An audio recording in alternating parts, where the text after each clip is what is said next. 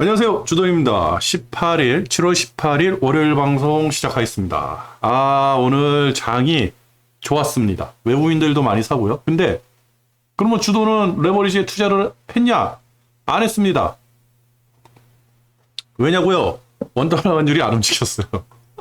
외국인들이 거진 5천억, 6천억을 샀는데도 원달러 환율은 움직이지 않았다. 그래서 제가 오늘은 뭐 뉴스도 중요하긴 한데 그 차트를 조금 멀리 장기적으로 한번 보려고 캡처를 좀 많이 했습니다. 그럼 오늘 장이 어떻게 끝났는지 한번 보도록 할게요. 환율은 1315원. 많이 높아요, 아직까지. 그죠? 1300원 미만으로 떨어져야 된다. 달러 지수가 꽤 많이 하락을 했어요. 108 봤었죠? 108. 108을 봤었는데 많이 떨어졌다. 글쎄요, 유럽에서 금리 인상한다. 21일 날 22에서 금리 회의가 있죠. 22 회의 때 금리를 0.25를 올릴지 0.5를 올릴지 참 모르죠. 근데 유럽도 참 난감해요. 금리를 많이 올리자니 지금 상황이 너무 안 좋은데. 근데 저는요, 과감하게 많이 올려야 된다고 생각해요. 이 강달러 때문에 지금 다 작살나고 있습니다. 이 강달러, 그죠? 이 달러 때문에 문제가 생기는 거는 벌써 한 2달 됐거든요. 2달 됐는데 이제서야 뉴스 언론들 이런 데서 나오기 시작했어요. 너무 느리죠? 그랬다. 그리고 10년물 국채 아직 그렇다. 계속 역전이죠. 제가 그랬죠. 금리 인상 시기에는 이게 역전이 많이 되더라. 과거에도 역전이 많이 됐다. 근데 꽤 오래 역전이 되는 것 같아요. 이게 보통 한 2, 3일 정도 역전됐다가 다시 제자리로 와야 되는데 그러지 않는다. 그죠? 뭔가 좀 있는 것 같다. 근데 정확히는 모르겠어요. 전문가가 아니니까. 우리 지수는요, 대략 한 2% 정도 올라갔고요. 항생이 꽤 많이 올라갔어요. 2.7% 올라갔죠. 근데 지금 이렇게 보면 다 플러스고 2%, 3% 올라가고 다 좋은 것 같은데 차트를 보면요. 아니에요. 망이에요, 망. 그렇다. 그리고 대만, 호주 많이 올라갔고 니케이는 오늘 장이 안 열렸습니다. 예. 그리고 지금 원자재 가격이 스물스물 올라가요. 스물스물 올라가는데 굉장히 낮다. 그죠? 특히 희한한 거는 저렇게 강달러에다가 뭐 이제 경기가 안 좋아진다 그러는데 금하고 은은 왜 이렇게 너무 많이 빠졌어요? 생각보다. 그죠? 대략 이게 22불에서 18까지 빠졌다 그러면 대략 한 20% 넘게 빠진 거죠. 그죠? 이게 1840에서 지금 이렇게 빠졌거든요. 뭐 10% 넘게 빠졌고. 이상하다. 구리값도 계속 떨어지고 이상하게 또 철광석 가격이 많이 떨어지는 거예요. 철광석. 근데 과거보다는 높아요. 220까지 갔다가 100까지 빠졌는데 과거에는 대략 한 60선에서 왔다 갔다 했거든요. 아직도 높은데도 굉장히 많이 빠졌다. 철광석이 왜 빠질까요? 알다가도 모르겠다. 중국이 호주산 석탄을 수입한다 그래서 그러나? 그거 무슨 연관이 있을까요? 철광석 그러면 우리 이제 제철소 생각이 나잖아요. 제철소 생각이 나면 뭐가 생각이 납니까? 그 철판 많이 쓰는 거. 특히 지금은 조선이 핫하잖아요. 그죠? 조선이 핫한데 해운주는 아니에요. 해운주는 이제 끝났고 조선주가 이제 한번 뜰 것 같은데 삼성중공업 굉장히 보고 있는데 아직까지는 그렇게 매기가 붙는 것 같지는 않고 조금 더 있다가 개별 종목 중에서는 삼성중공업 한번 투자를 해보려고 지금 생각 중이거든요. 그렇다 그러면 철판 가격이 내려간다 그러면 지금같이 고환율에다가 배 만들 때 쓰는 그 철판 있죠? 그걸 뭐라 그러는데 그 가격이 많이 떨어졌을 것 같다. 그러면 조선주에 한번 투자를 해보는 것도 괜찮겠다 그런 생각이 드네요. 그리고 기름이 대략 다시 뭐 96 이렇게 올라가는데 이거 중요한 게 아니에요. 제가 그랬죠. 기름값은 85에서 100불 사이를 왔다 갔다 해야 돼요. 요거 이따가 차트 보면서 왜 그런지 제가 말씀드릴게요. 그동안에 이 정유회사들, 거대 정유회사들이 받았던 서름, 이제 되갚는 겁니다. 바이든, 사우디가 가지고 아무것도 안 했다 그러잖아요. 왜 뭐 아무것도 안 해요? 이제는 오펙이 가격을 결정을 할 거예요. 근데 오펙이 결정을 하는데 솔직히 뭐 사우디라든지 UAE 뭐 이런 데서 결정을 하는 게 아니죠. 메이저 회사들이라든지 그 위에 거대 금융자본들이 알아서 다 움직일 겁니다. 그래서 가격대는 85에서 100불. 요 사이가 제 생각에는 인플레이션을 억제를 하면서, 그죠? 인플레이션 다운은 안 되겠죠.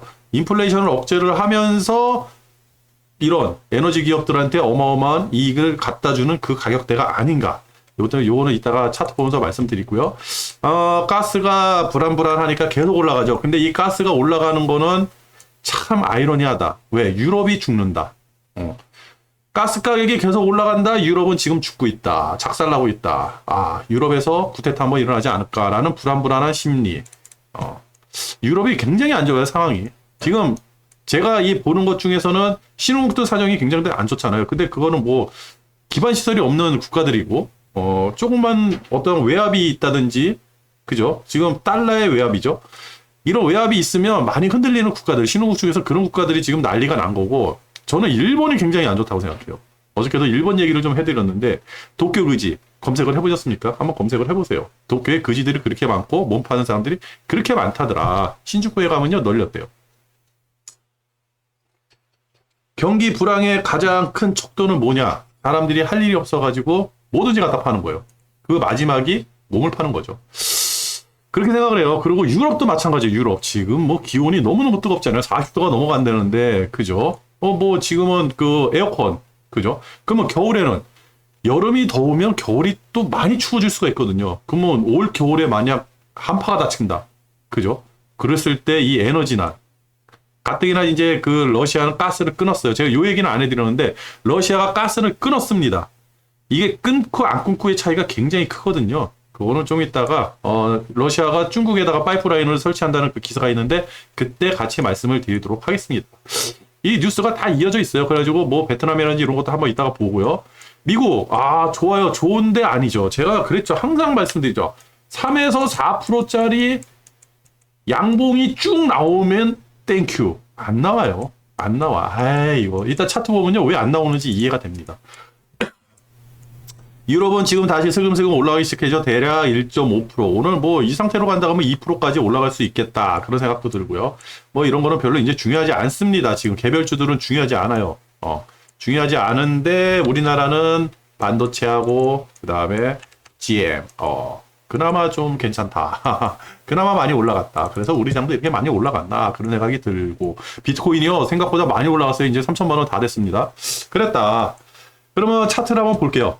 그리고 오늘 매매 봤더니 이게 먼저가 아니죠. 외국인들 그죠? 또 사줬어요. 제가 금요일 날 갑자기 외국인들이 동시효과 끝나고 나서 3시 30분 동시효과 끝나고 나서 갑자기 한 3천억 넘게 플러스가 됐다 그랬잖아요. 그 이상하다 그랬는데 외국인들은 알고 있었네요. 그죠? 오늘도 5,200억 사들이고 끝나고 나서 대략 한 800억 정도를 더 사들였네요. 그죠? 그리고 기관은 마이너스 1,000에서 마이너스 2,000이 됐죠. 그죠? 여기 보면 기관의 행태를 봤더니 기관의 그죠? 마이너스 1,700억 금융투자예요. 이거 금융투자. 기관은 1,000억. 대략 700억 사들여서 700억. 에이 기관이요. 그죠? 종가 끝나고 나서는 600억. 마음에 안 든다. 기관 마음에 안 든다. 그렇게만 말씀을 드리도록 하겠습니다. 오늘은요 차트를 좀 많이 준비했어요. 그냥 멀리서 제가 이제 이럴 때 좀 마음이 심승생숭하고 투자를 해야 되나 말아야 되나. 오늘은 달러 환율 때문에 투자를 안 했거든요. 근데 언제든지 투자를 할 수 있어요. 바닥만 형성이 되고 안전마진만 형성이 된다 그러면요 언제든지 투자할 수 있죠. 그러니까 환율이 좀 떨어지면 저는 분명히 레버리지 투자할 겁니다. 제가 어저께 방송에서도 말씀드렸는데 곧버스는 아닌 것 같다. 이게 이제 굉장히 이게 12년도잖아요. 12년도 2월 13일부터 이제 차트를 쭉 한 거예요. 그죠? 이렇게 박스권으로 쭉 이던 게 딱 와가지고 여기가 몇입니까? 여기가 2600포인트예요. 이게 대략 18년도 말쯤 됐고요. 18년. 그죠? 18년. 그 다음부터 쭉 내려와가지고 대략 2000포인트까지 왔다가 코로나 때 1500까지 떨어진 거죠. 그리고 쭉 올라갔죠. 그죠? 그리고 다시 왔는데, 지금 오면 요 부분만 이제 확대를 해가지고 다시 한번 볼게요. 그냥 보면, 지금 다시 한번 상승을 할 수 있겠다라고 생각이 들어요. 생각이 이렇게 멀리서 보면, 이렇게 보면요. 여기서 반등해가지고 다시 한번 상승을 하지 않을까라는 생각이 들거든요. 근데 조심해야 될 게 뭐냐. 바로 이 부분이에요. 좀 많이 이제 차트가 찌그러지는데, 이 부분입니다. 이 부분이 왜 하냐면, 코로나 때문에 폭락을 했다가 반등을 했어요. 그죠? 반등을 했어요. 요때도 외국인하고 기관은요, 마이너스예요. 무진장 팔아댔어요. 막 팔아댔어요. 그죠? 개미들이 끌어올렸거든요. 여기서 이제 세 번 정도 이제 이렇게 턱턱턱 하면서 박스권을 유지하는데 요 부분에서 이제 외국인들이 조금 사들이고 그리고 요 부분에서도 이제 외국인들이 플러스가 좀 나왔던 때예요. 그죠? 여기서는 주구장창 팔아대고, 여기서 주구장창 팔아대고. 그리고 여기서 끌어올린 게 누구냐? 개미예요, 개미. 동학개미, 뭐 이런 얘기 나왔을 때, 여기 뭐 9만전자 얘기 나왔을 때, 끝이죠. 그죠? 9만 5천 전자. 이때죠. 그러고 나서 횡보. 여기서부터 여기까지는 누가 끌어올렸다? 개미죠. 그죠? 개미들 판이었어요. 그러면서 슬금슬금 내려와죠. 여기서도 외국인하고 기관들을 어마어마하게 팔아댔고, 여기서도 어마어마하게 팔아댔어요. 그죠? 그래서 다시 요 자리로 온 겁니다. 요 자리로. 그렇다 그러면, 지금 외국인하고, 제가 왜 외국인하고 기관의 행태가 중요하냐, 특히 외국인이 왜 중요하느냐, 그 외국인이 대규모 자금을 끌고 들어오면 환율은 거꾸로 떨어져야 되는데, 환율은 안 움직이잖아요. 그죠? 달러가 원체 강세니까 안 움직일 수도 있어요. 그 부분은 조금 심도 있게 들어가야 되니까 그 부분을 제쳐놓고, 오늘 외국인들이 6천억을 사들였잖아요. 의미 있는, 매집이었죠. 오늘 같은 경우는요. 그렇다고 하면 외국인들이 여기서 다시 살 거냐, 이거를 봐야 돼요. 외국인들이 산다 그래서 갑자기 이렇게 쑥 올라간다? 아닐 거예요. 되게 힘들어요. 요 라인 뚫기도 힘들고, 요 라인 뚫기도 힘들어요. 근데 하방보다는 더 가능성이 크다는 거죠. 그죠? 그래서 외국인들의 행태가 중요하고, 외국인들이 산다 그러면 같이 따라 사세요. 그리고 한미 통화 스와프라든지 이런 단어의 뉴스가 나온다 그러면 무조건 레버리지. 그죠? 달러 안정. 우리나라는 수출하는 국가. 달러 안정이 된다 그러면 무조건 레버리지 사시면 됩니다. 그러면 우상향 할 거예요. 그리고 제가 이 말씀을 왜 드리냐, 왜 멀리서 보냐면요. 생각을 해보세요. 여기가 이제 2600포인트 고점이었죠. 요때에 우리가 알고 있는 물가. 그러니까 물가의 최척도가 뭐겠습니까? 우리가 가지고 있는 자본의, 우리나라의 70%는 부동산이잖아요. 부동산 가격을 생각을 한 거예요. 그죠? 요때 2014년도가 최악이었어요, 부동산은. 그러면 14년도가 대략 한 뭐 여기가 12년이었으니까 13, 14, 한 이 정도 됐겠죠. 이 정도, 14년도. 요때 3억짜리 아파트가 요때 12억이 된 거예요. 그죠? 그럼 4배가 뛴 거예요. 그죠? 쉽게 해가지고. 그러면 요렇게 올라가서 뭐 한 요때쯤이면 가격이 더 올라가서 한 4에서 5억 정도 됐겠죠. 그죠? 그러고 나서 코로나 때 뺐다가 푹 해가지고 12억. 요것만 생각을 했어요. 그러면 4배가 뛴 거예요, 4배. 그죠? 그러면 우리가 가지고 있는 주머니가 그만큼 커진 거예요. 그죠? 쓸 수 있는 여력도 많고.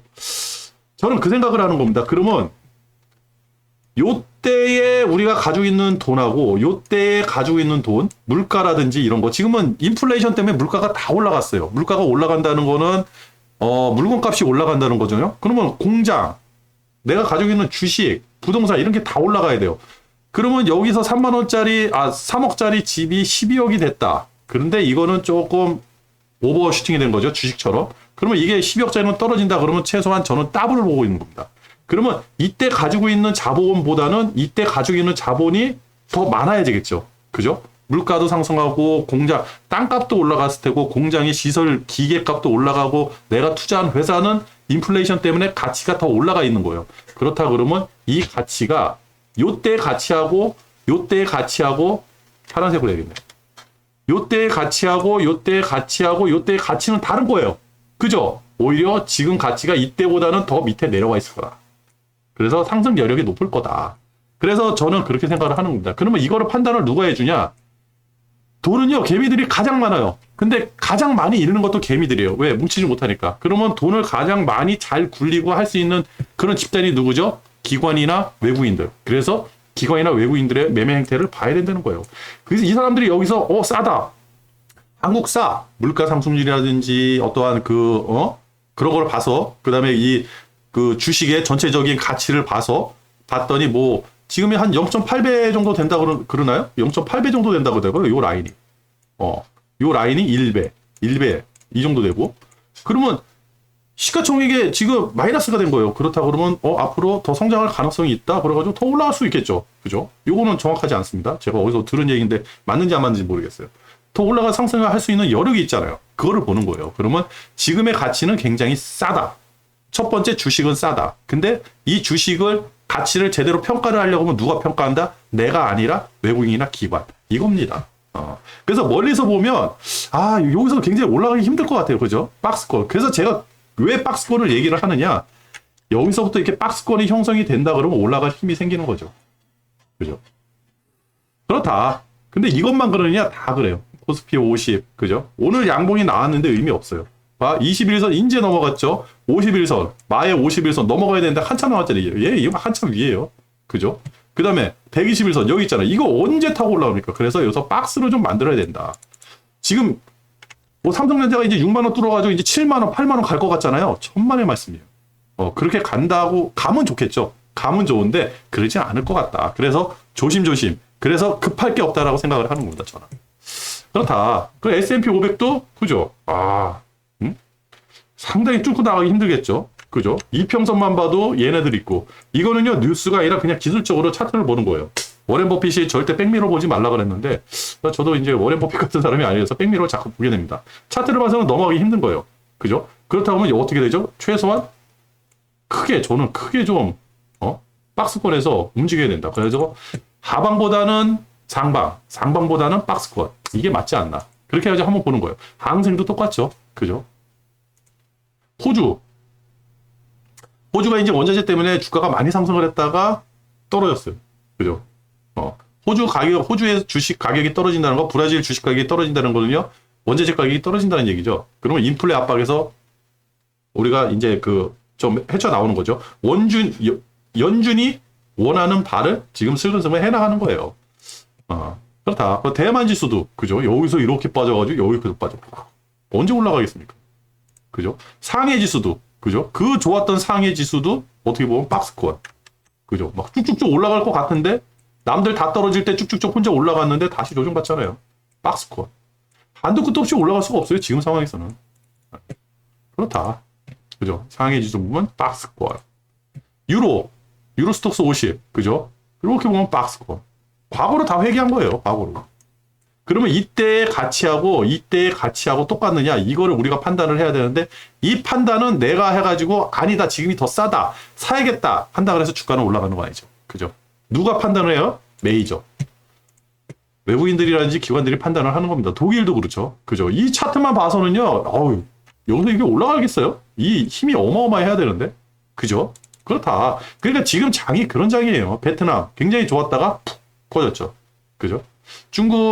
미국이 중국을 견제하면서 모든 공장들이 베트남으로 이전을 했잖아요. 베트남이 속을 썩이니까 이제는 인도네시아로 또 이전을 하려고 그러고. 그런 상황에서 베트남은 엄청난 지금 호시절을 누리고 있는 게 베트남인데 얘들도 별수 없어요.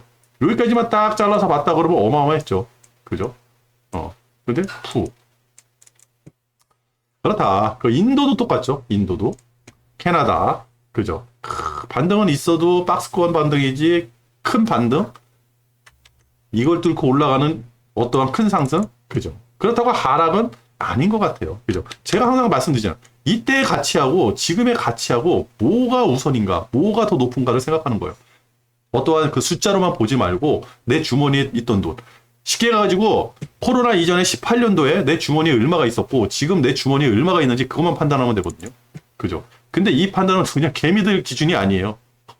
개미들 뭐 이런 데 사가지고 물려가지고 손실 60% 70% 손실 났다고 막 이제 유튜브라든지 이런 데 나와가지고 얘기하는 그런 개미들이 아니라 최소한 우리나라 기준으로 대한민국 기준으로는요 IMF의 폭락장을 경험을 해본 사람.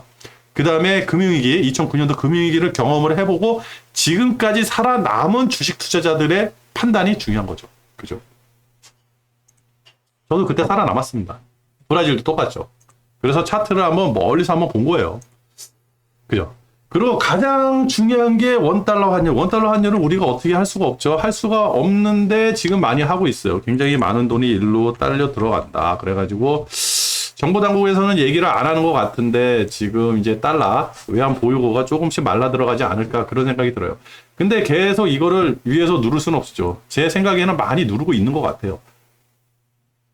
지금 달러 강세하고 원달러 환율하고 어떤 비율을 어떠한 이제 전문가가 유튜브에 나와서 얘기를 하는데 우리가 1,300원이라는 게 굉장히 높은데도 환율 방어를 굉장히 많이 하고 있다. 그래 잘하고 있다. 이거를 또 방어를 하려고 전 세계에서 금리를 너도 나도 막 올리잖아요. 미국보다 더 많이 올려야지 환율 방어가 되니까. 그래서 지금 그런 시기다. 굉장히 어려운 시기다. 그래가지고 환율이 좀 달러가 약세가 되면서 환율이 좀 1,300원 미만으로 쭉 내려온다. 최소한 여기서 한번 차트를 한번 그려볼게요. 이렇게 좀 이렇게 내려오는 모습이 보인다라고 하면 이제 레버리지를 조금 사야 되는데, 그렇다고 곧버스는 아닌 것 같아요. 왜? 이 위에서는요, 벌써 우리가 다 아는, 우리가 알고 있는 사람들이 다 여기서 누르고 있는 것 같아요. 그죠? 말만 못할 뿐이지. 그래서 곧버스는 아니다. 달러 지수, 그죠? 달러 지수가 근데 여기서 살짝 꺾였어요. 꺾였는데 이게 의미 있는 꺾임인지는 모르겠어요. 왜? 굉장히 많이 올라왔으니까. 이거 파란색이죠? 빨간색으로 해야지. 파란색은 싫어. 빨간색이 좋죠. 그죠? 어? 그래가지고 요 달러 지수가 최소한 104불, 105불이네요. 정보가 105불. 105불 미디만으로 좀 떨어진다고, 105불이 아니죠. 105, 지수가 105 미만으로 좀 떨어지면, 이제는 안정권. 요 밑에서 놀고 있으면 안정권이다. 이렇게 생각을 하고 싶어요. 많이 올랐어요. 그 구리 가격, 그죠? 우리가 예전에 그 17년도, 그죠? 18년도, 이때 2,600이었잖아요. 이때 구리 가격이 대략 쭉 했더니 지금 가격이네요. 그죠? 지금 가격. 이 경제 엄청 좋은 건데. 그죠? 그러면 구리 가격도 예년으로 돌아왔다. 더 빠질 수도 있다. 근데 빠지고 오르는 거에서는 인플레이션이라는 게 작용을 하잖아요. 인플레이션이 뭐예요? 물가 상승이잖아요. 지금 미국은 인플레이션을 꺾어가지고 가격을 내리는 게 아니라 현상 유지, 지금에서 정지를 시키는 게 목적이거든요. 더 이상 상승을 안 하게. 그리고 우리가 아는 인플레이션은요, 사람들이, 제가 이제 주위 사람들하고 대화하다 보면, 인플레이션을 무조건 잡아야 돼요. 무슨 뭐 빨갱이도 아니고 그냥 몽둥이로 때려 잡아야 되는 것처럼 얘기를 하는 거예요. 언론이 그렇게 만들었어요. 유튜브에서 그렇게 만들었어요. 인플레이션이 없으면요, 경제 성장이 없고, 경제 성장이 없으면요, 국가, 특히 이 경제가 돌아가질 않습니다. 인플레이션은 꼭 필요한 거예요. 그게 지금 너무 과할 뿐이에요. 그래서 연준에서는 2%를 얘기하는 게 그 얘기예요. 2%, 3%를 얘기하는 게. 그래야지 꾸준히 우상향하면서 성장을 할 수 있거든요. 그래야지 주가가 이렇게 올라가는 거니까. 그죠? 그거를 마이너스를 시켜가지고 거꾸로 한다, 지금 마이너스가 나온다, 그러면 그거는 디플레이션이라고 하잖아요. 그죠? 그거는 있을 수가 없는 거예요. 그러니까 지금 막 8%, 9% 되는 거를, 조금 내려가지고, 한 2에서 3%까지, 가자. 좋은 2에서 3%까지 끌어내린다는 거거든요. 근데 지금 올라간 거를 끌어내릴 수는 없잖아요. 그죠? 인플레이션이 이렇게 계속 올라가고 있는데, 이거를 갑자기 이렇게 내려올 수는 없잖아요. 그죠? 그러니까 계속 올라가는데 그 상승세를 완만하게 만드는 거죠. 이렇게 완만하게 만들어요. 지금이 요 구간이거든요. 그래서 우리가 인플레이션에 대해서 잘 알아야 된다. 그러면 제가 그랬죠. 과거에 우리가 최고점 2018년도 최고점하고 지금하고의 가격, 주가 가격 했을 때, 인플레이션하고 뭐든지 접목을 했을 때는 지금 가격이 굉장히 싸다. 그래서 상승할 여력이 굉장히 크다. 이거는 차트만 가지고 말씀드리는 겁니다. 철강석 가격이 굉장히 많이 싸졌죠. 그죠? 예전에는 대략 한 60에서 80불 정도였는데 지금은 104불. 많이 내려왔다. 220불. 오, 많이 내려왔죠. 그죠? 철강석, 제철소, 조선소, 자동차. 그죠? 그래서 저는 자동차라든지 조선소를 좀 좋게 보는데, 아직 투자하고 싶은 마음은 없어요. 주가는 그러지 않습니다. 예전에 제가 그랬잖아요. 가스가, 그죠? 2에서 3불에서 왔다 갔다 하던 거라고. 그죠? 2, 3불에서 왔다 갔다 하던 거예요. 여기서 요 왔다 갔다 하던 거거든요. 근데 여기 어느새 쑥 올라갔잖아요. 그러면 이게 갑자기 예전으로 내려오느냐? 안 내려와요. 절대 안 내려옵니다. 그래서 가스 가격은 지금 위기 때문에 많이 올라가는데, 언제, 어느 선에서 이게 정체가 될지 모르겠는데, 올라가는 건 원치 않은데, 어느 선에 가가지고 횡보를 하겠죠. 그 가격대가 어딘지는 모르는 거예요. 우리가. 지금, 우크라이나 전쟁 때문에요. 그 가격대. 그래서 제가 에너지에 투자를 한 거거든요. 이게 미국의 대표적인 그 정유회사잖아요. 엑슨모빌. 거대 이제 정유회사고, 엄청난 로비를 하고, 뉴스를 보면 나쁜 짓도 존나 많이 하는 그런 회사예요. 이 회사가 보십시오. 2008년도, 그죠? 이거는 이제 금융위기 때죠. 금융위기 때 여기까지 떨어지고, 그 다음에 11년도, 그 다음에 최고점이 14년도, 그 다음에 14년도면 우리 부동산 때문에 난리 나던 그때예요. 이 14년도가 어떤 의미가 있냐, 부동산에서 이 의미가 어떤 의미가 있냐면요. 요거 잠깐 하고 갈까요? 요거 끝나고 할게요. 끝나고. 요 14년도가. 그리고 18년도. 그죠? 그리고 코로나, 지금. 아니, 지금 84불이 기름값이 비싸요? 안 비싸요? 요것만 한번 보세요. 지금 인플레이션이 이렇게 일어났는데, 그리고 월급이 이렇게 많이 올라가고 소득이 이만큼 증가를 하고 세상은 많이 발전을 했는데 지금보다 10년 전에, 그죠? 10년 전, 15년 전 가격이 이 가격이었어요. 지금 그러면 80불, 90불이 비싼 겁니까? 안 비싼 거예요, 지금. 그리고 여기를 보면 요게 이제 18년도부터 코로나 터질 때까지 요게 쭉 내려오잖아요. 요건 파란색으로 쭉 내려오잖아요. 요게 바로 셰일가스 회사들이 다 망에 자빠질 때예요. 유가 똥값 됐을 때. 이때 도와달라고 정유회사들이 민주당에 도움을 청했거든요. 거부를 했어요. 그래가지고 다시 세상이 뒤집어져가지고 가격이 다시 올라간 겁니다. 이렇게.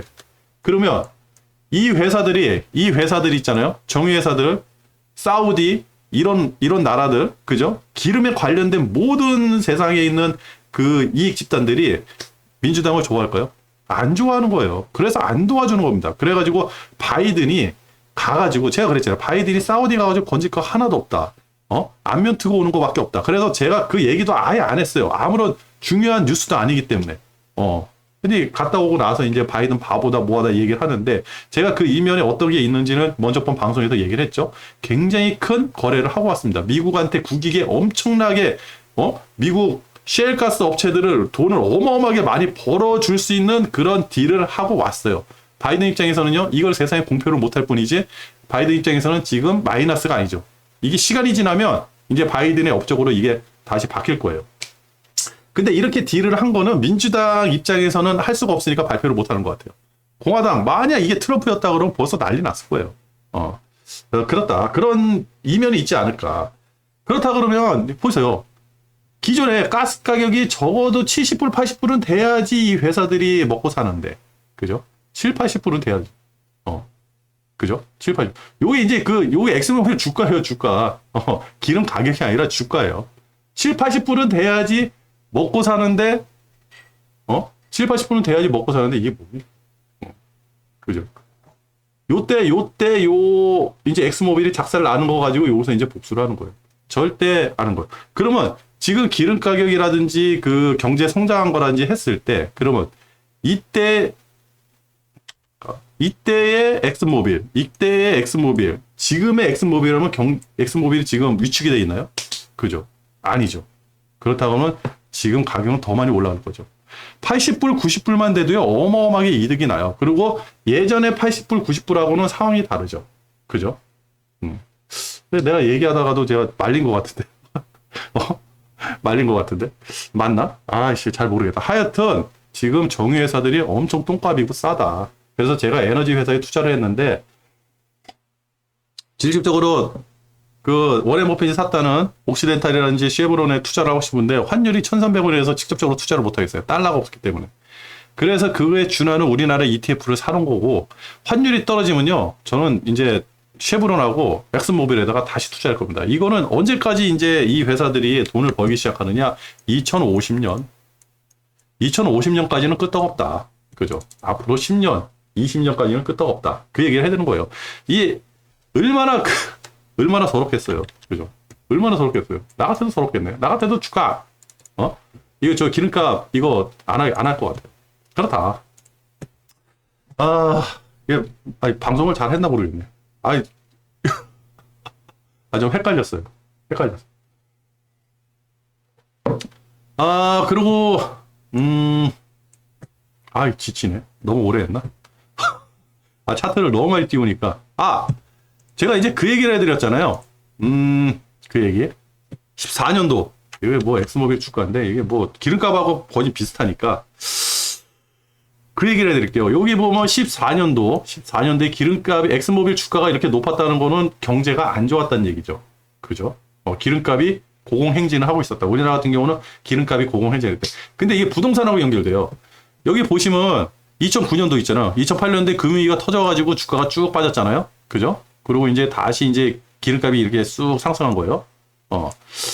우리나라가 요때 부동산이 작살이 나가지고 요때부터 파란색으로 부동산이 꺾여가지고 요때 최고점, 2004년도에 최고점을 찍습니다. 요때 어느 게 있었냐면, 부동산 갭 투자로 해가지고 집이 뭐 한 14채, 15채 정도 있는 사람인데, 일가족이 자살하는 사건이 발생을 해요. 이때. 정확히 기억이 안 나는데 이때일 거예요. 14년도 일가족 자살 이것만 저는 기억을 하고 있거든요. 그리고 부동산이 꽤 많이 있었어요. 10채 넘게 있었어요. 이때 하우스 푸어라는 게 나왔어요. 하우스 푸어. 사실 2009년도까지도요. 여기 2009년도잖아요. 2009년도까지 요때 2009년도까지도요. 집값이 그렇게 많이 빠지지 않았어요. 예. 근데 2011년도부터 본격적으로 빠지기 시작합니다. 제가 이 말씀을 왜 드리냐면 지금 부동산에 대해서 뭐 부동산이 올라가네 떨어지네 이게 중요한 게 아니에요. 이게 중요한 게 아니에요. 부동산은 벌써 하락을 시작을 했다는 거죠. 그죠? 하락을 시작을 했는데 부동산은요. 이 변동이 굉장히 느려요. 그래서 주식을 많이 하는 사람들, 주식에 거의 올인하는 사람들은요. 부동산을 안 삽니다. 그 뭐 주식이나 부동산 다 같이 양쪽을 다 잘하는 사람도 있겠지만 주식을 하는 사람들은요 부동산을 잘 안 사요. 너무 느리기 때문에. 그렇다고 해서 지금 가격이 만약에 제가 그랬죠. 빨간색으로 해야지. 3억짜리가 10억이 됐어요. 그죠? 최고점. 내 집이 지금 10억이에요. 그러면 10억에 팔 수 있냐는 거죠. 이거 금매로 내놔야 돼요.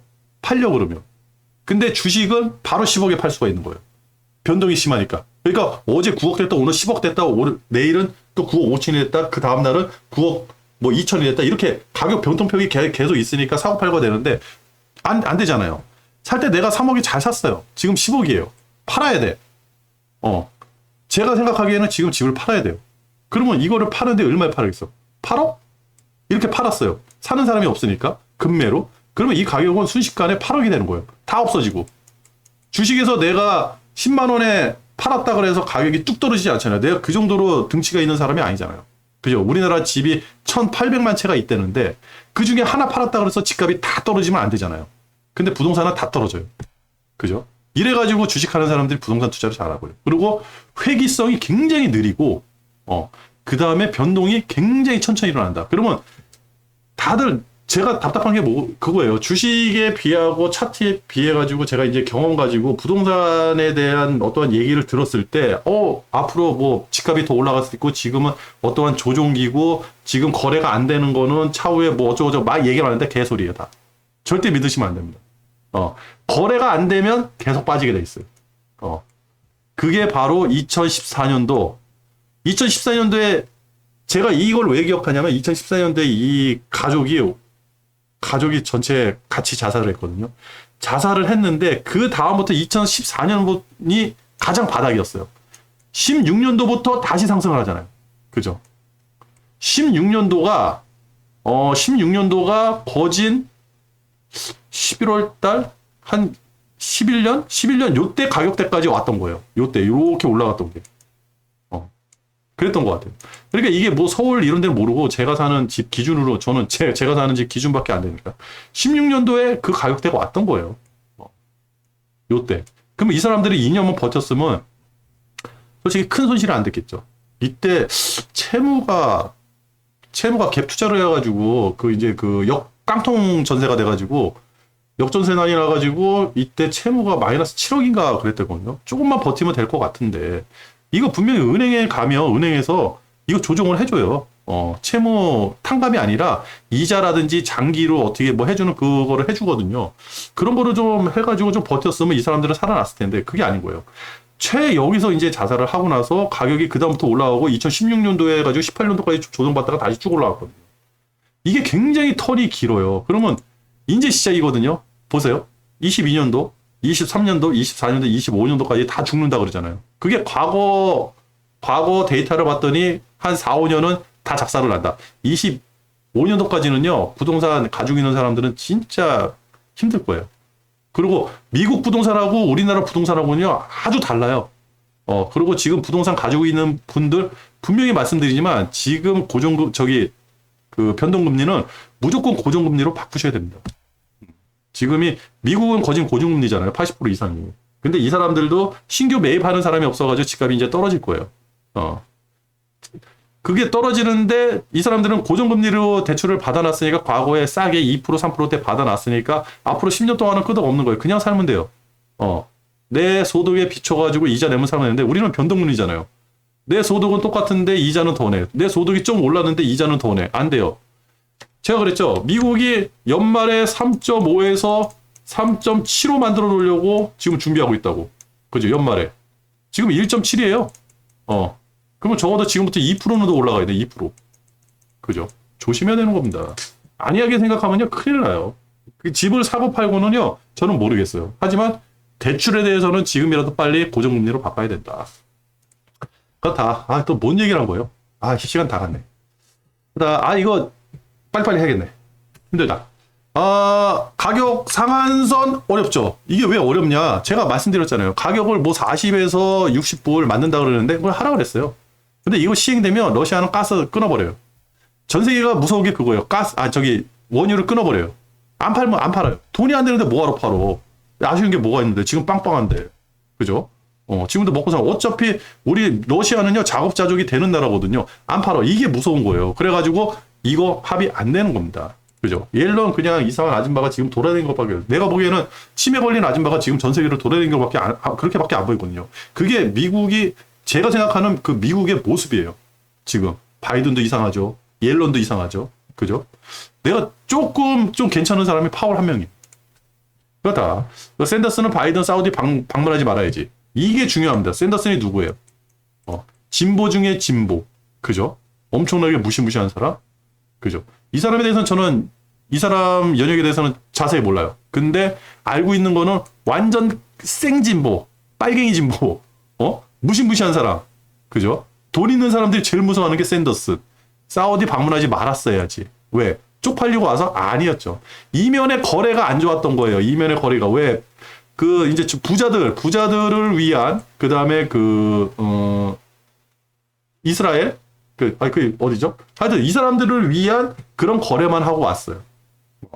그래서 약속받은 게 딱 그거죠. 85에서 100불 사이에서 기름값 유지를 시켜주니까 걱정하지 마. 이거는 내가 알아서 해줄게. 오펙 플러스에서 알아서 해줄게. 오펙 플러스가 누구 겁니까? 그죠? 유대인 거예요, 유대인. 다 돈 있는 사람들에 의해 가지고 다 세상이 움직이는 겁니다. 그리고 중국에서 또 이런 얘기를 했네요. 칩과 동맹 어쩌고저쩌고 근데 이게 뭔지 모르겠는데 중국이 우리나라를 안 좋게 보는 거는 안 좋게 보는 건데 계속 이런 기사들이 나와요.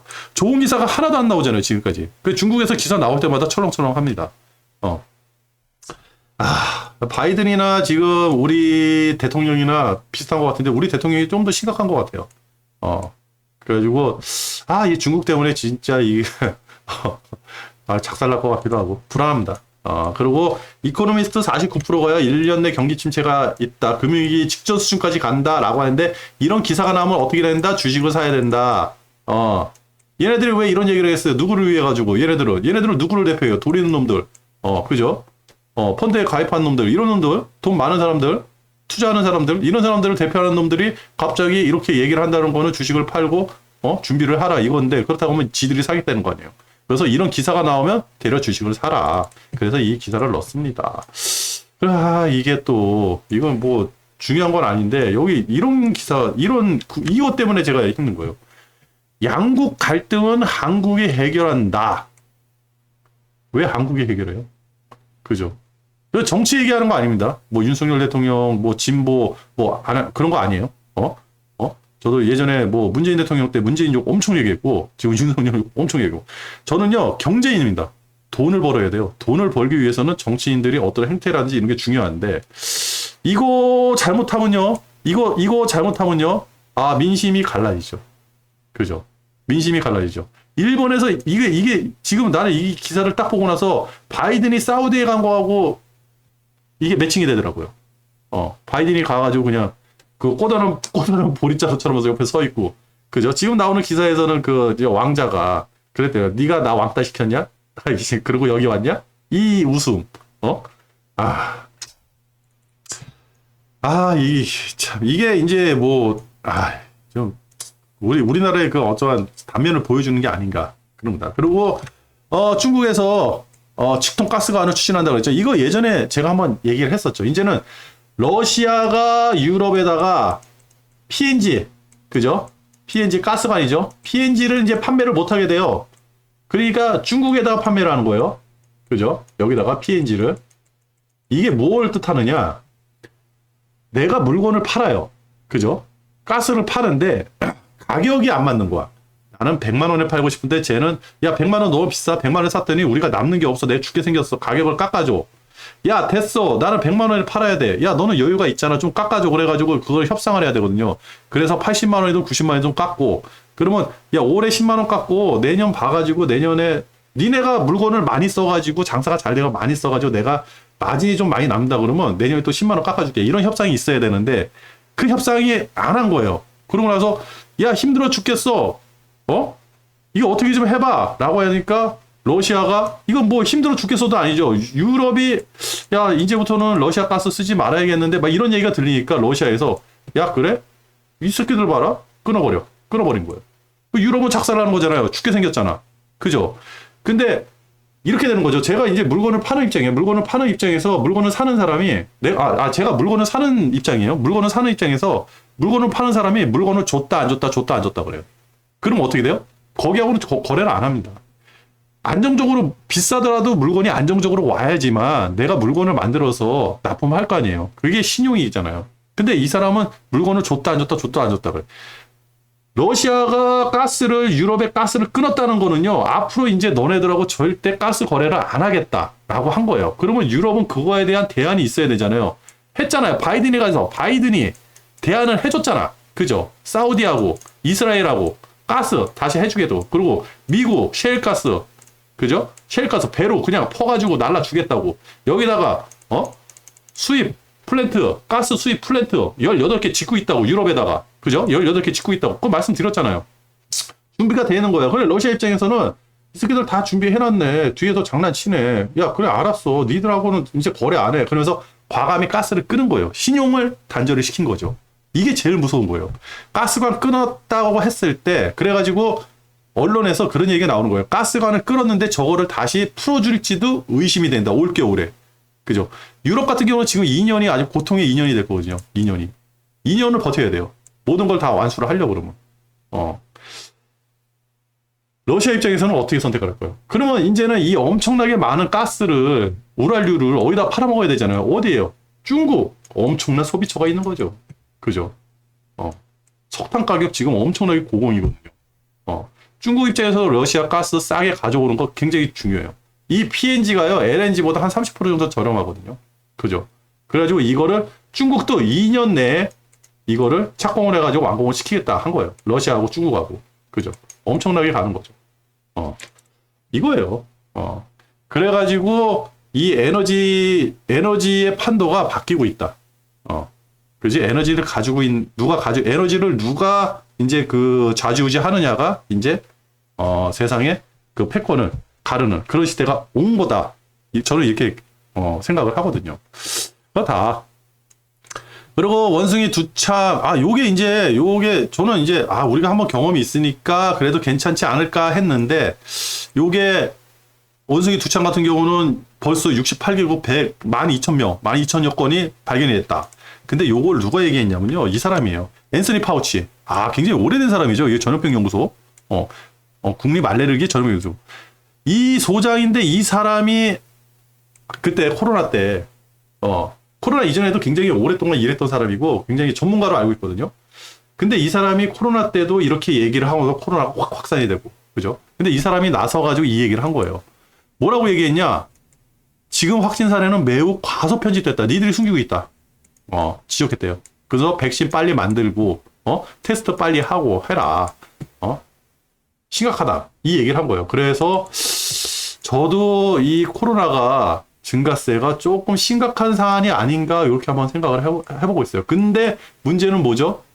11월달 중간선거 10월달 최소한 10월달 11월달까지는 요거 문제는 안 생겼죠. 중국 같은 경우도 지금 코로나가 확산이 돼가지고 난리래잖아요. 언론에서 나오는데 중국에서는 별 대응이 없고, 그죠? 그런 상황이다. 그렇다면 장기적으로 올 연말쯤 가가지고 겨울에는 코로나에 대해서 본격적으로 뭔가 일어날 수도 있겠다. 그러면 지금 바이오주를 좀 사놔야 될까? 애매해요. 그죠? 주식 사기가 좀 애매한. 환율이 안 떨어지네. 그죠? 그렇다. 그 유가 하락 뒤에는 대러 제재 실패가 있다. 근데 여기 보면 이게 누가 얘기를 했냐면요. 여기 보면 제라드 번스타인 경제자문위원이라고 그러는데 이 사람이 뭐 와가지고 지금 휘발유 가격이 많이 떨어졌나요? 미국이 많이 떨어졌나 봐요. 그렇게 얘기를 하는데 올겨울에 다시 올라갈 수 있다. 왜? 저거를 실패를 했기 때문에. 그죠? 제가 그랬죠. 근데 이 뉴스를 좀 봐도 요거를 좀 읽어주면서 설명을 해드리려고 그랬는데 아까 전에 그 설명이 다 된 거예요. 그죠? 기사만 봐서는 지금 유가 하락은 경제 침체로 해서 하락이 됐다. 이렇게 얘기를 하잖아요. 글쎄 경제 침체는 제가 항상 말씀드렸죠. 경제 침체는 오지도 않고 걱정을 할 단계도 아니고 아직도 주머니가 빵빵한데 무슨 경기 침체냐. 경기 침체가 오려고 그러면 내년이나 내후년쯤 돼가지고 진짜 실질적으로 기업 이익이라든지 이런 게 지금 미국 같은 경우는요. 기업이 한 10% 정도는 마이너스를 먹고 들어가는 거거든요. 영업이익률이. 왜 그러냐면 달러가 저렇게 강세인데 무슨 돈을 벌겠습니까? 외국에서 들어오는 돈이 다 이제 그 달러에서 다 마이너스가 돼버리는데. 그죠? 그런 상태인데 지금 실적이 미래의 실적이다라고는 할 수는 없는 거죠. 그리고 지금 실적이 2분기 실적이 안 좋게 나왔다 그러면 3분기 실적이 좋아질 수도 있다. 왜? 달러가 약세가 돼야 되거든요. 그런 거 있다. 근데 유가 하락은 글쎄 뭐 경기 침체라든지 이런 거하고 연관이 있을까요? 저는 아니라고 생각해요. 아까 전에 에너지 말씀도 드렸는데 그게 아니다. 그리고 바이든이 갔다 왔잖아요. 그 오펙이 그죠? 오펙이 모든 걸 결정하겠다. 85에서 100불. 제가 왜 85에서 100불을 얘기를 하냐면요. 요게 이익이 가장 크게 안정적이면서 이익이 가장 크게 남는 그 구간이거든요. 요거는 이제 몇 번 말씀을 드렸으니까 그랬다. 그래가지고 요 뉴스를 좀 읽어 드리려고 했는데 아까 전에 다 한 기사다. 그래서 걱정을 안 해도 된다. 그죠. 러시아 원유 제재를 앞뒀는데 제재 12월 5일날 유럽에서 제재가 발효됐는데 12월 5일 제재가 발효됐는데 한겨울에 발효를 하는데 글쎄요. 요것 때문에 이제 그 석유 배로 실어나가는 유조선들이 엄청나게 활발하게 움직이게 우랄유를 갖다가 전 세계에 뿜고 있다 그러는데 근데 지금 그럴 수도 있어요. 지금 유가가 지금 95불대잖아요. 그죠? WTI 기준으로 95불인데 그러면 겨울을 대비해가지고 저장고를 꽉꽉꽉 채우려고 지금 엄청나게 기름들을 산다든지 매집을 해가지고 요걸 될 수 있어요. 실질적으로 겨울에 가면 유가 떨어질 수도 있습니다. 대략. 그죠? 지금 막 사들이고 있으니까 겨울이 무서워가지고. 그죠? 유럽 같은 경우는 더 할 거고. 그렇다. 요거는 시간이 지나봐야 된다. 언제? 올겨울 11월, 10월 이 이후에 요런 거는 결정이 난다. 11월하고 10월 달에 이후에 유가가 그게 이제 장기 유가가 될 것 같습니다. 제 생각에는요. 그리고 미국에서 공급망 경색 풀리나 경기 침체 신호. 하여튼 기름값 떨어지는 경기 침체 오르는 인플레 그죠? 공급망도 막히면 인플레 떨어지면 경기 침체 오질 않았어요, 지금. 그래서 이 기사를 제가 여러분한테 말씀을 드리는 겁니다. 그리고 이제 와서 이런 얘기를 하네요. 역환율 전쟁, 금리 올리면서 어쩌고저쩌고 막 얘기를 하잖아요. 그래서 제가 ECB가 한 100bp 정도 올려주면 어떨까? 그죠? 100bp 정도 딱 올려주면, 그러면 저 달러 그냥 약세돼 버리면, 약세가 돼 버리죠. 달러가 약세가 돼 버릴 텐데. 그죠? 그러면 지금 107이잖아요. 107이 저로 105 미만으로 훅 떨어지지 않을까요? 근데 이렇게 못하죠. 다 작살나는데. 유럽 유튜브 한번 보십시오. 기온이 40도가 넘어가고 사람들 죽어나고 막 산불 나가지고 난리가 아니잖아요. 그렇다. 그리고 바이든은 지금 바보가 됐다. 자기가 얘기했던 그 대선 공약 아무것도 못 지키고 있어요, 지금. 뭐 지키는 게 뭐가 있나요? 그죠? 요거 누가 했냐? 여기 보면, 있는데, 요거, 맨친. 맨친. 요 이름을 기억을 하죠. 그죠? 민주당 대표인 중도좌파라고 하는데 맨친이 어디하고 연결되면 석탄. 석탄, 돈. 그죠? 이거 연결된 사람이에요. 이 사람 표 하나 가지고 이게 좌지우지 되는데 안 될 것 같다. 그래서 바이든 바보 됐다. 이 기사를 왜 넣냐면 바이든이라든지 미국 정부의 어떤 위신이라든지 이런 게 지금 땅에 추락을 한 거예요. 지지율만 봐도 알지 않습니까? 우리나라 지금 대통령 된 지 2달도 안 됐는데 지지율이 바닥이에요. 뭘 하겠습니까? 그러면 지들 먹고 사는 지들 입만 지금 챙길 거예요. 그게 가장 무서운 거예요. 그렇다 그러면 그게 1년, 2년 지나면 사람들이 그걸 알았다 그랬을 때 지금 그걸 버틸 수가 있을까요? 지금도 난리인데. 참나. 그렇다. 그래서 불안불안하다. 근데요, 국가가 위기가 온다는 거는 뭔지 알아요? 선장이 없는 거예요. 선장이 없을 때 우리가 그 예전에 박근혜 대통령 때 얼마나 그 박스권에서 얼마나 고통을 받았습니까? 그죠? 그때 부동산도 그랬고. 근데 희한하게 박근혜 대통령 퇴진하고 나서 이제 그 문재인 대통령 딱 되고 나서 주가 쭉 올라갔죠. 그게 모르겠어요. 하여튼 대통령이 중요하다. 그랬다. 그리고 공급망 뭐 이거 바이든 꽝 됐고 부동산 이거예요. 부동산 중국도 그렇게 경기 부양을 하려고 돈을 때려놓고 그 대출금리 막 4%까지 깎아주고 난리가 아니었잖아요. 근데도 이거예요. 엄청나게 많은 아파트들이 공사 중단. 이 내용이 그거예요. 공사가 중단된 거예요. 엄청나게 여기서 돈을 지금 쏟아붓고 있는데도 공사 중단. 그러니까 부동산이라는 거는 한번 추세가 오르기도 힘든데 한번 꺾이면 다시 올리기도 힘들어요. 이게 몇 년이 걸린 거예요, 몇 년이. 이렇게. 여기서 올리는데 몇 년, 꺾이는데 몇 년. 다시 꺾여가지고 돈을 엄청나게 쏟아부어가지고 다시 끌어올리는데 몇 년. 몇 년씩 걸리는 거거든요. 이거 뭐, 1, 2년 가지고 되는 게 아닌 거거든요. 여기다 돈을 엄청나게 지금 퍼붓고 있는데도 공사된다. 그래가지고 공사가 중단되는데 내가 왜 대출금을 상환을 해야 돼? 상환 못해 하는 사람들이 지금 난리가 난 거예요. 먼저 번에 1000명 시위했다거든요. 그게 86개 도시래요. 그래가지고 이거 무마하려고 또 여기다가 돈을 엄청나게 때려박습니다. 근데 언제까지 때려박을 수가 없어요. 그래서 제가 먼저 번 방송에서 그 얘기를 해드린 거예요. 부동산이 안 되면 중국은 주식을 띄울 거다. 그래서 중국 주식 괜찮을 거다. 이렇게 말씀을 드린 거고요. 그리고 발칸반도에서 안보 불안 때문에 나토 EU에 가입이 막 된다 그러잖아요. 그러면 이거 러시아를 자극하죠? 그 러시아는 또 언젠가는 또 전쟁을 또 일으킬 수가 있다. 이거예요. 이게 불안한 겁니다, 지금. 불안합니다. 뉴스도 끝났고, 오늘 방송이 너무 길었어요. 하여튼, 그렇다. 그래가지고, 저는 환율을 보고, 그 다음에 달러가 좀 약세가 되는 거 보고, 특히 ECB에서 좀 금리를 세게 올려줬으면 좋겠다. 너무 안 올렸어, 이놈들. 그래서 일본도 좀 작사를 냈으면 좋겠다. 일본은 조만간에 1년 내에 큰 변화가 올 것이다. 일본에 큰 변화가 왔을 때가 또 한 번의 기회일 수도 있다. 또 하나는 일본 부동산 리츠 회사에 좀 투자를 해보려고 하는데 글쎄요. 마음대로 안 되네요. 좀 아는 정보가 없어가지고. 그렇다. 그리고 주도는 레버리지를 준비하고 있다. 환율만 떨어져라. 방송 여기서 마치도록 하겠습니다. 끝.